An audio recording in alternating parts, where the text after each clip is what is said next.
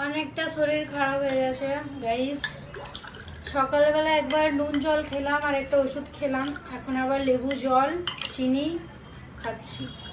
কাকি অনেকগুলো খাবার এনেছে, আজকে তো আমি খাবোই না।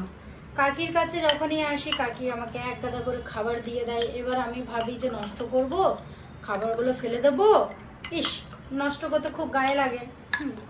তো ওই জন্য আমি খেয়ে নিয়েছি। তো খাওয়ার পরে এই ফল, আমার পেট খারাপ, শরীর খারাপ, এখন এই লেবু জল পরে পরে খাচ্ছি।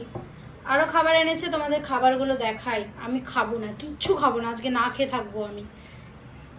এই যে দেখো কাকি খাবার দিয়েছে, আলু সিদ্ধ, পাট শাক, আর এটা কি মাছ, আর এটা মাংস, আর এটা ডাল, আর এই ডেচকির মধ্যে আছে ভাত। এই যে এখানে আছে ভাত, ফুলবো না থাক। আর এই যে সকালবেলায় মুড়ি দিয়েছিল ইশিকা আর আমাকে খেতে, আমি তো খাইনি, আমার খিদে নেই, আমি খাবো না। এইটার জন্য আমার পেট খারাপ হয়েছে, এর জন্য। কাকিকে বলছে না কাকি দাও, আরো খাবে, মাধবী বলেছে, আমি এগুলো মোটাও বলি নাই, এর জন্য হয়েছে, এর জন্য আমার পেট খারাপ হয়েছে।